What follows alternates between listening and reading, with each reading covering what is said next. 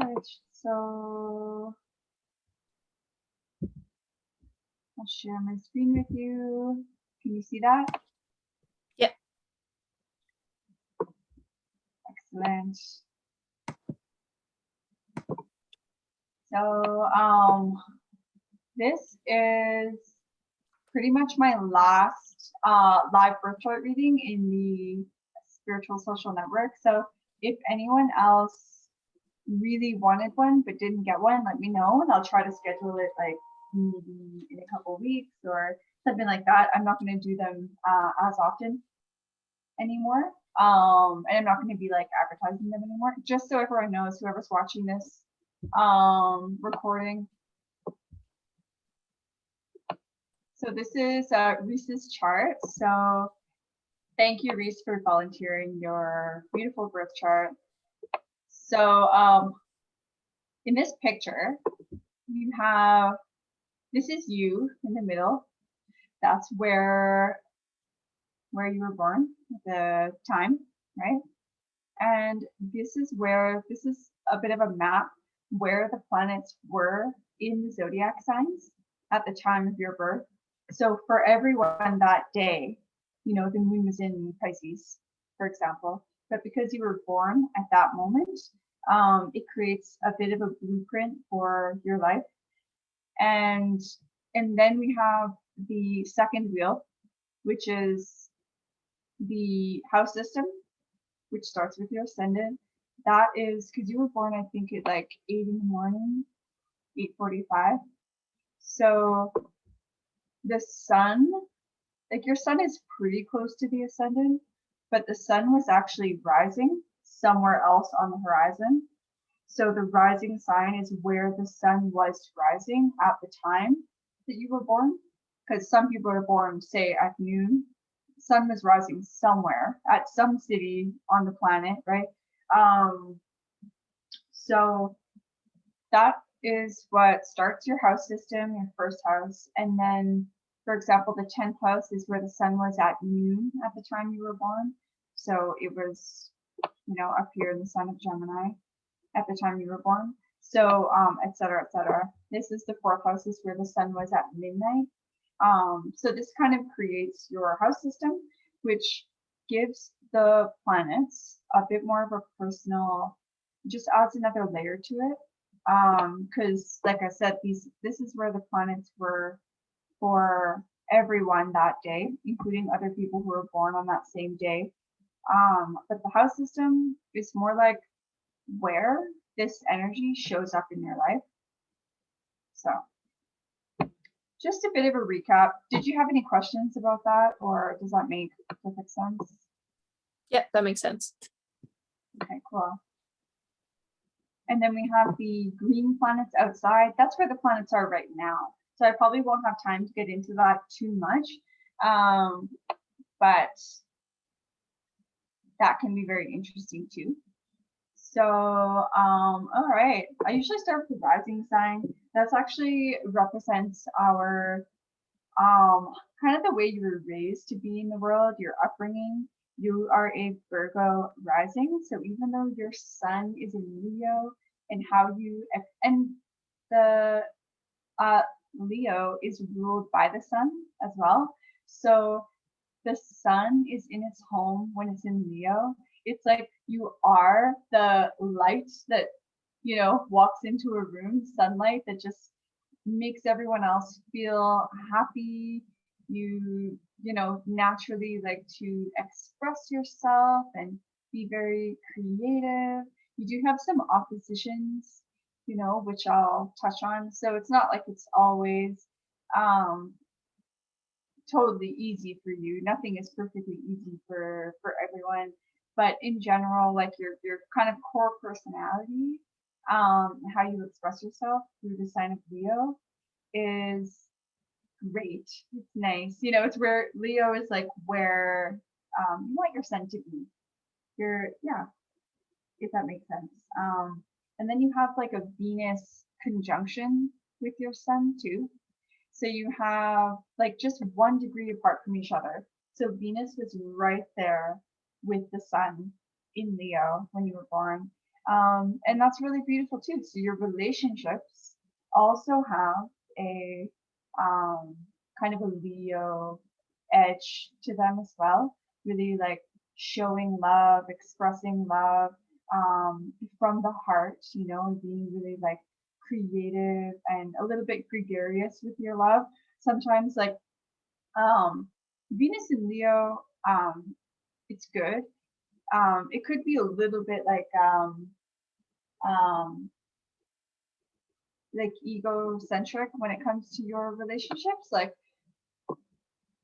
these are my relationships, my people, and they make me look good, kind of thing. Like you want to have people that kind of, you know, make you look good, make you feel good, and boost your ego a little bit. It's not a bad thing either. But it's just like Leo can have a tendency to kind of, you know, go in that direction. That's kind of like the downside, I guess, of all the Leo, right? So it's so beautiful, and you have this natural gift of like you should be self-expressed and creative and open and loving, but that can be a little bit of, right, like look at me kind of energy. And then so back to what I was trying to say, the ascendant in Virgo. So even though you have like all of this Leo energy, you also have you also have Jupiter in Leo as well, and that's a huge, the biggest planet, obviously. So that has a lot of energy to it as well. But anyway, a big part of your personality, how people first kind of see you, and it's also how you're kind of raised to be in the world, what you're learning in this lifetime as well. So you are and how you express yourself and how you relate with others is very like fun, you know, open, Leo, creative, self-expressed. Virgos can be very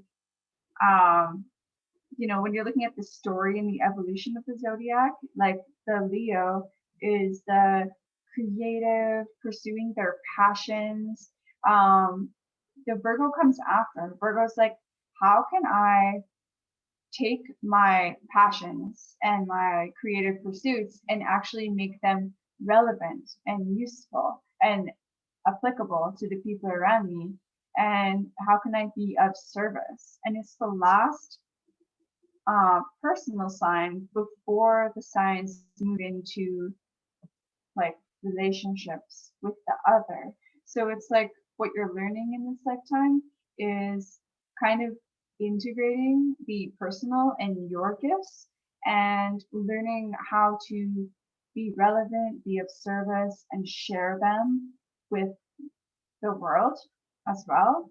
And then a Virgo rising, um, because it's what you're learning, um, you know, it's not like it's right there like your sun in Leo.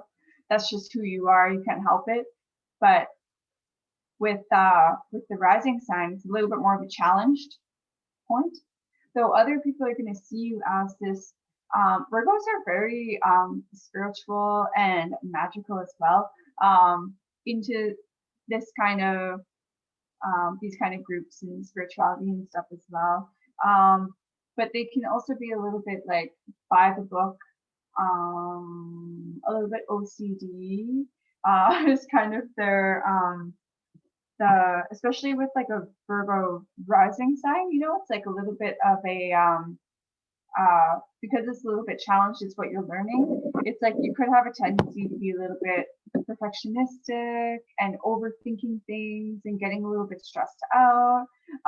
It's just something to like be aware of with that being your rising sign, right? It's like what you're learning and learning to be of service, but in a way that's like, you know, how do I do this right? Like, how do I like, you know, dot all the I's and cross all the T's, and make sure everything is totally perfect before I send it off. But it's beautiful that you have all this Leo energy because it's so fun and playful.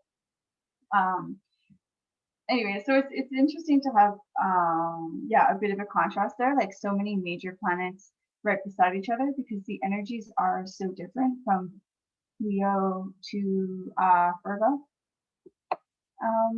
And then you have Mercury right on the ascendant as well, like just 3 degrees away. So Virgo is ruled by Mercury as well.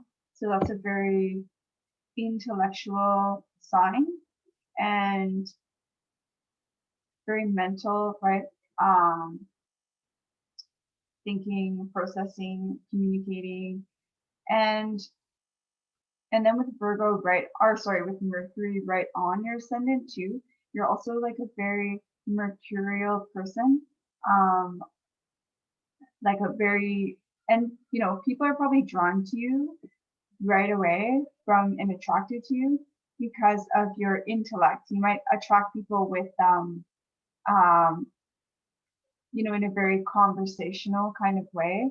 Like you like to have certain kind of interesting, conversations, and that might be what people are initially kind of drawn to. You know what I mean? It's kind of like this core part of your personality, and what you're also kind of projecting out there as well. This like mental, intelligent,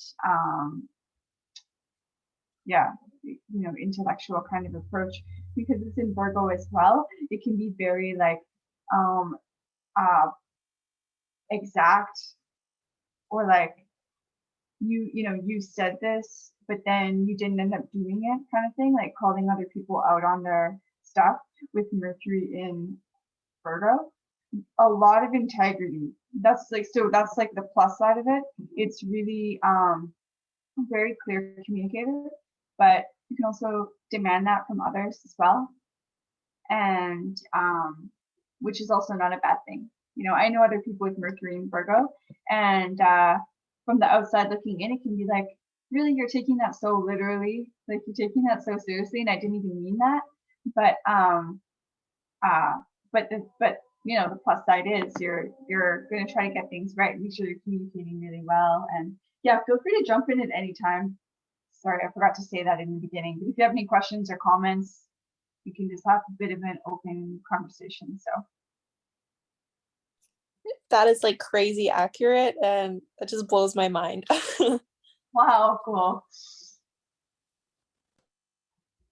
That's awesome. I'm not even surprised anymore because it's like astrology is so accurate. It's so cool. It can be very exact. And then you can get down to like the degrees, like there's astrologers who have put together a whole list of 360 degrees. Like, Oh my gosh. for example, Mercury at 17 degrees of Virgo means something specific than if it were at 16 degrees of Virgo, right? So it's like, Oh wow.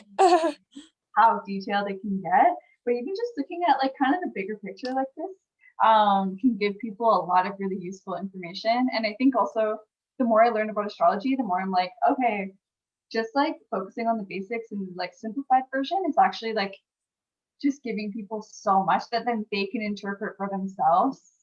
Yeah. And you know what I mean? Yeah, rather than getting too like, but it's so fascinating. You can go so deep into it. Well, even when you said like perfectionist and overthinker, and I was like, yep, that is exactly me. Like perfect on the dot on. It's just perfect. Like Yeah. And Virgos need to know that. They need to know that because the thing is, Virgos, they're really good naturally as, say, like a physical therapist, or like, what am I trying to say? A personal trainer kind of thing, or like a health coach, like, because they're really into health and taking good care of their bodies.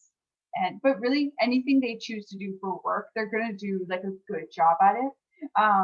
Because that's what they're all about, like service and like how to do things right and properly, and then teaching that to, well, I mean, they're not really the best teachers necessarily, but but they kind of will demand the same integrity from those around them as well. So they're just amazing. But what I was going to say about health is that Virgos tend to have health problems if they're not careful. It's almost like because they're so OCD and they can stress themselves out about health sometimes, you know, like then they end up manifesting these health issues. And then also the stomach is a big area because stress is related to the stomach. So having stomach problems. So just be aware of that. Like with a Virgo, like I'm gonna definitely avoid that one. like it could totally be just yourself kind of tripping yourself out. And then also with the Mercury there too, just yeah, something to keep in mind.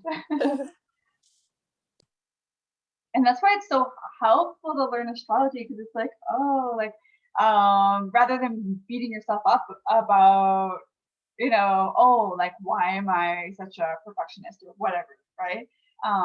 It's like, well, actually it comes with a whole set of gifts as well of being Virgo, you know. Yeah, so it's good to just be able to be aware of the energy and how that is being expressed. So the thing is with also with your like Mercury ascendant there, it's opposing your moon and Mars are together, which is very interesting in Pisces. So your moon, so like really like your subconscious world and your feelings, your emotions, the way that you sort of feel about life, um, your like inner feelings and like, you know, the way you kind of navigate the world from a inner perspective is in Pisces so super sensitive, the most kind of psychically in tune sign. Um, they're not fully conscious of it. It's more like this Pisces are just kind of so you have this like super having a moon in Pisces is like super magical and spiritual. They're the most connected to spirit. So the problem with that is that they're not grounded. And I've seen people with their moon in Pisces, not everyone, but it does seem to be a bit of a theme of addiction tendencies. So kind of like escaping kind of tendencies. So just also again, like warning as well, because I know you're young too. So it's like this is good that you're like looking at these aspects now, because then you can rather than having to make these huge mistakes, right? But the thing is with Moon and Pisces, they're so gifted in the realm of like like dreams. Like you could be doing like a lot of work on your in your dream world and like picking up on intuition and psychic messages and stuff like that. Like they just are very connected. So however it sort of manifests for you, um you know, everyone's gonna have a little bit of a different gift. Maybe it is dreams for you. Maybe it's like channeling. Maybe it's just like emotional sensitivity. Um, yeah, it is opposing your ascendant. Did you want to say something, and then I'll touch on that, or you're good? I was just gonna say, ever since I've been getting into like the spiritual stuff, I've been having like super vivid dreams lately as well. Like they seem super random, but I always wonder, like, is this actually telling me something, or am I just dreaming of something random? Like, it's weird. That's cool. So maybe that is a bit of a gift for you. Hmm. And just being aware, like with the moon in Pisces, of just sensitivity in general.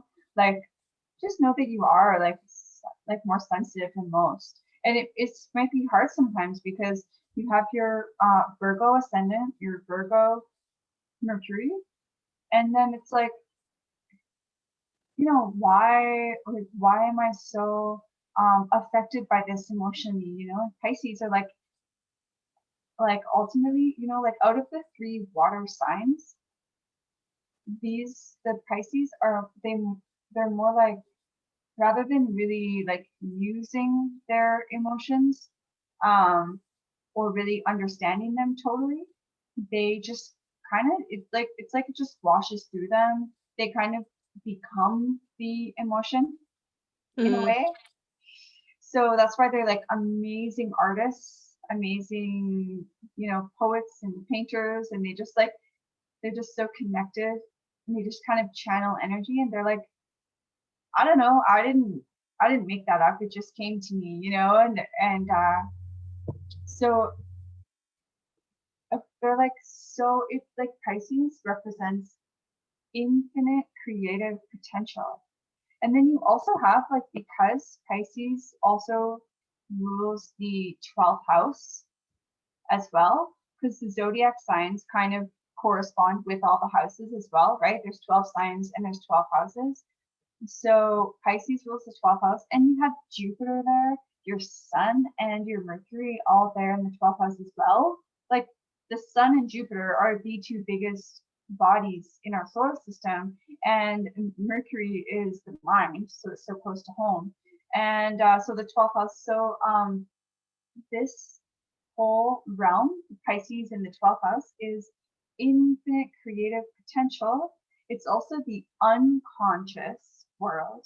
So sometimes you might not feel like you fully maybe get your life purpose, or your you know, like your Sun and Jupiter, for example, you might, or your Mercury, you might not fully like understand or comprehend on a conscious level what you're thinking, what you're feeling, like why you're acting and doing what you're doing sometimes. Um, but it's in this realm of, I hope that makes sense. It's like in the realm of Pisces, this more like etheric, spiritual kind of place that um that lives in, you know. And with Jupiter in the 12th house too, that's like definitely like um being very interested in pursuing spirituality and understanding the mysteries of the world. Um, but your potential might feel like unconscious sometimes, like, you know, if that makes sense. The 12th house is kind of a, the whole Pisces 12th house conversation is, and you do have a lot of energy there, right? It is, it's hard to really like define because it's undefinable, right? That's what it, that's like what it represents. Um so it's fascinating. But the 12th house is kind of like the unconscious world, also spirituality, meditation. So Jupiter is like, you can represent your career, what you're kind of pursuing, knowledge wise, how yourself, teaching and learning. So it's like you're a bit of an eternal student, and teacher on these kind of topics, like the mysteries, the spirituality, the you know, if you do get into art, are you like, I would be really surprised if you're not like super creative and artistic. I'm not into like art per se, but I would say I'm creative, like not in the form of I'll put it on a canvas type thing, but in other ways I'd say I am. Mm-hmm. And that'll probably come. I didn't even finish my thought on the opposition, so I'll kind of explain that. But like, because there are oppositions, like it's not easy. There are challenges, but the thing is, you have your Moon, Mars in Pisces in the Yeah. sixth house, which is more like sixth house is related to Virgo. So the sixth house is like, it shows us our work, service, our kind of sense of duty and responsibility and being of service. And so it's like maybe your like kind of creative artistic gifts are like more being applied to work and service.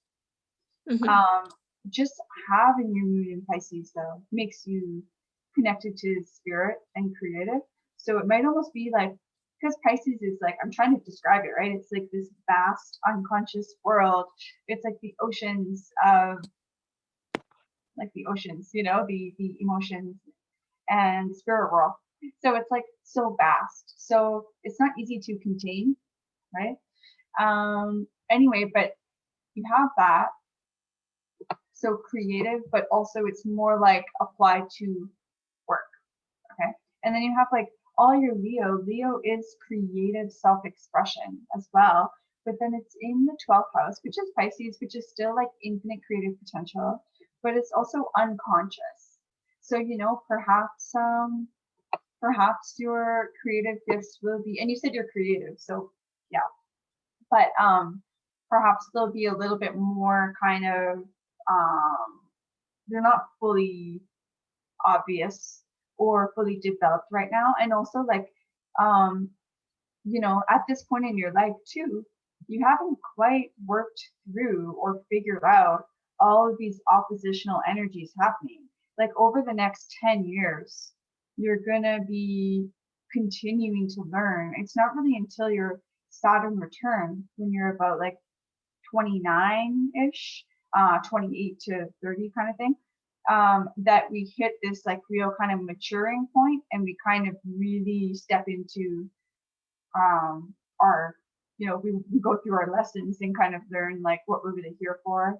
Um, so you're still kind of working this stuff out, but the oppositions that you have, like yeah, from your, you know, your the Mercury, the Virgo ascendant opposing your moon in Pisces, it's like the analytical mind is kind of at odds with the very like sensitive emotions as well. So, you know, it's not going to be easy necessarily to just like tap into your psychic gifts because you're probably constantly mentally like battling with it. And Virgo wants things to be like really like fully explained on paper, you know, by the book, making like perfect logical sense and very like grounded.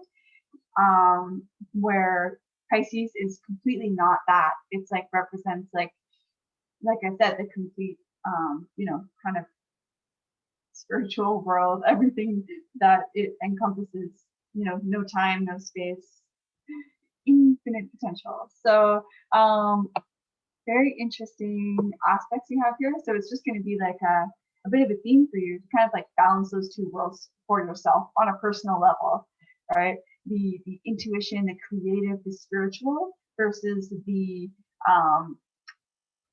you know, do your work, get things done, make it happen kind of attitude. So, and then I also have oppositions like with your like Sun, Venus in Leo opposing your Neptune there as well. And Neptune is also like rules Pisces, and Neptune is also like rules the 12th house. And by the way, since this is recorded, I'll send you the recording, right? So you can always just kind of like listen to it again if you want to get a refresher, because it's a lot of information. But Pisces, because Neptune also rules like Pisces and the 12th house, and you have like a lot of that energy happening. Neptune's also very like strong in your chart, and Neptune represents all of those things I've been talking about, like the infinite spiritual world.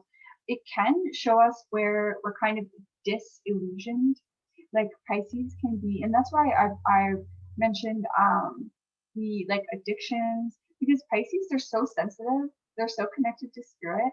They just they find this world challenging, and they'll just, you know, if they find some sense of like peace or bliss or whatever in like video games or substances or relationships or food, like whatever it, you know what I mean? They just have this kind of addictive tendency. For you, it could be work because it's in the 6th house and like Virgo.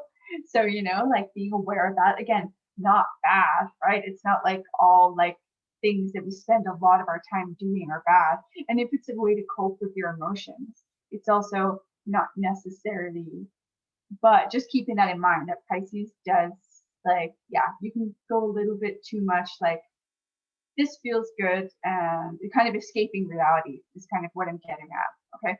So Neptune is also opposing your Sun Venus conjunction in Leo. So it's again a little bit perhaps like disillusioned, or like the kind of fantasy or the illusion that perhaps you're kind of living in could be opposing your self-expression, how you're just kind of freely able to like fully express yourself as a Leo, and like love others, and also like because it's right there on your 12th house, so like right at the beginning of your 12th house, how you're expressing yourself spiritually as well, like, and accessing the spiritual world and the unconscious, and um, you know, like channeling creative gifts, etc. So the Neptune there is sort of opposing it, which adds so interesting. You have so much Neptune Pisces going on there. So it would be good to even just like do a little bit more like in-depth research on like Pisces, Neptune, 12th house. When you have like a lot of energy going on there, it's like, you know, just kind of like learn about that sign. It might give you a lot of good information. Yeah. Obviously, it's a big part of my life, it seems like. Yeah, totally.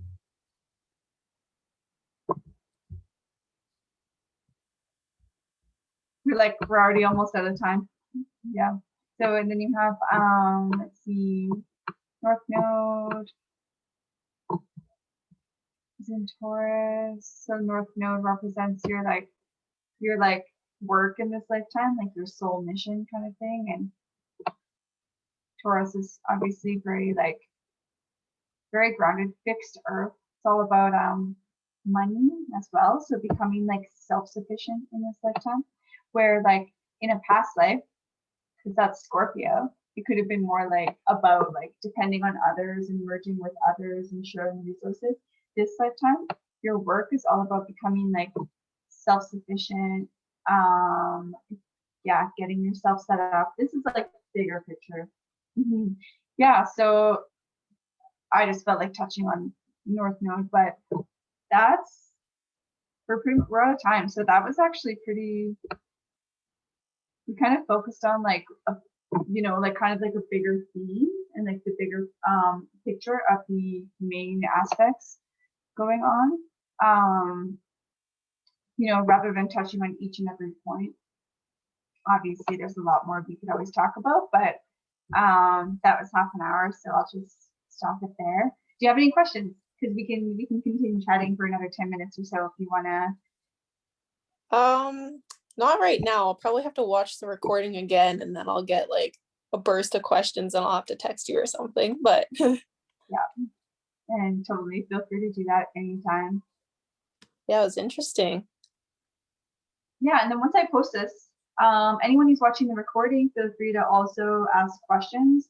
And if you're interested in watching the older videos as well, like the live chart readings, it's cool to just learn so much about astrology, even if it's not your chart.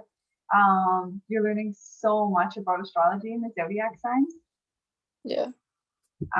So yeah, feel free to ask any questions, and then I'm going to be doing a like a zodiac wheel workshop on the 19th, so next week.